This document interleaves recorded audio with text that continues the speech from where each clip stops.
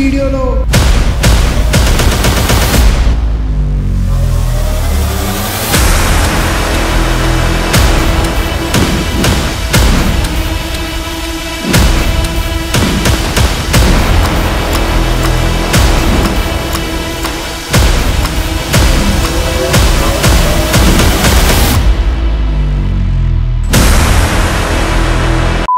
Hello guys every welcome back. ఈ రోజు నుంచి అయిపోతున్న 12 hours blind challenge. So guys అయితే ఈ యొక్క ఛాలెంజ్ కోసం ఒక రూట్ మ్యాప్ అనేది రెడీ చేయడం జరిగింది. ఈ రూట్ మ్యాప్ లో మనకు వచ్చేసి 7 టార్గెట్స్ అయితే ఉంటాయి. సో ఈ 7 టార్గెట్స్ ని కంప్లీట్ చేయడానికి నాకు గైడెన్స్ అనేది కావాలి కదా. సో ఈ యొక్క గైడెన్స్ కోసం one of my friend help అనేది తీసుకోవడం జరుగుతుంది. సో ఇతని గైడెన్స్ ప్రకారంగా నేను ఈ టార్గెట్స్ అనేది కంప్లీట్ చేస్తానా లేదని చెప్పేసి అయితే చూసేద్దాం. సో మరి ఇంకా లేట్ చేయకుండా అయితే వీడియో అయితే స్టార్ట్ చేసేద్దాం. Let's go guys.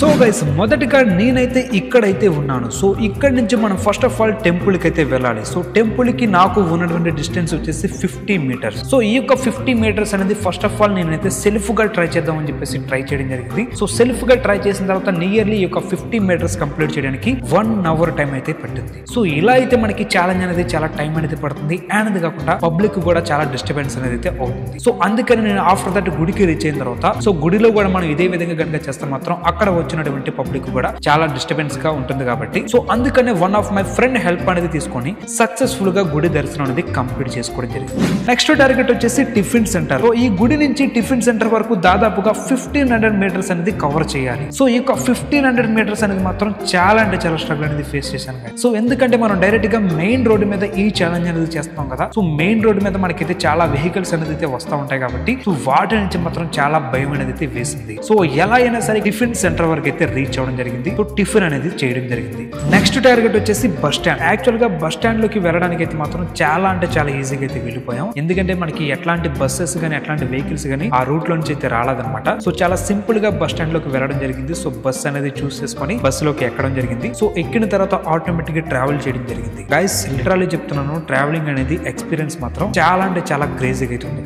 ఈ విధంగా ఉంటుందని చెప్పేసి నేను మాత్రం అసలే ఎక్స్పెక్ట్ చేయలేదన్నమాట. మనకి విజువల్ గా చూడకుండా ఏదైతే కనుక సౌండ్స్ తో మనం బస్సులో ట్రావెల్ చేస్తున్నాం కదా. సో దాంట్లో మనకి 2 కిలోమీటర్స్ అనేది జస్ట్ నేనైతే 1 మినిట్ లో ట్రావెల్ చేసినట్టయితే అనిపించింది. నెక్స్ట్ టార్గెట్ వచ్చేసి main centre crossing. So guys main centre అనేది చాలా టైం పడుతుందని చెప్పేసి అయితే అనుకున్నాను. ఎందుకంటే మనకి డిఫరెంట్ వెహికల్స్ అయితే వస్తాయి. ఒకసారి మనకి ట్రాఫిక్ కూడా అయితే అవుతుంది కదా. సో ఎట్లాంటి ట్రాఫిక్ అనేది లేదు. అనేది కాకుండా రోడ్ లో కూడా మనకి వెహికల్స్ అనేది ఏమీ రాలేదన్నమాట. సో చాలా సింపుల్ గా మెయిన్ సెంటర్ అనేది క్రాస్ చేయడం జరిగింది.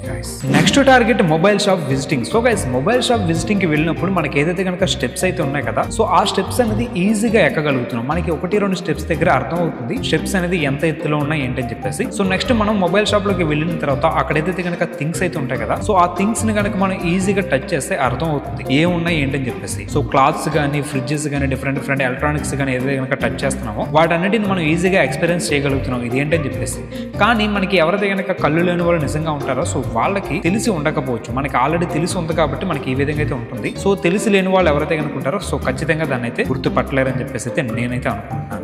నెక్స్ట్ టార్గెట్ వచ్చేసి ice cream eating. So guys ice cream eating అప్పుడు మాత్రం చాలా అంటే చాలా ఎక్స్పీరియన్స్ అనేది అయితే అయింది. నేను మార్నింగ్ ఇడ్లీ అయితే తిన్నాను కదా. సో ఇడ్లీ తిన్నప్పుడు కూడా నాకు ఇదే విధంగా అయితే ఉంది. మనం ఏదైతే కనుక ఫుడ్ అనేది తింటామో ఆ ఫుడ్ మీద మనకి ఫుల్ కాన్సన్ట్రేషన్ అనేది అయితే ఉంటుంది. సో మనం నార్మల్ గా అటు ఇటు చూస్తూ తింటాం కదా. సో అప్పుడు ఉన్న టేస్ట్ కంటే ఇప్పుడు ఉన్న టేస్ట్ అనేది చాలా వేరే లెవెల్ అయితే ఉంది. సో ఎందుకంటే నేను ఆల్రెడీ మళ్ళీ ఇంకొకసారి అయితే ట్రై చేశాను అనమాట బ్లైండ్ ఫోల్డ్ అనేది లేకుండా వచ్చి. సో అప్పుడు మాత్రం నిజంగా చెప్తున్నాను అప్పుడున్న టేస్ట్ అనేది ఇప్పుడున్న టేస్ట్ పోలిస్తే మాత్రం చాలా తక్కువే. నెక్స్ట్ టార్గెట్ వచ్చేసి movie theatre experience. So guys movie మాత్రం చాలా అంటే చాలా క్లియర్ గా అయితే అర్థం అవుతుంది. సో మనం విజువల్ గా చూస్తేనే అర్థం అవుతుందని చెప్పేసి అనుకున్నాం. కానీ నేనైతే తాలా అజిత్ సార్ పట్టుదల మూవీకి అయితే వెళ్ళడం జరిగింది. రిలీజ్ డే ఫస్ట్ షోకి అయితే వెళ్ళడం జరిగింది.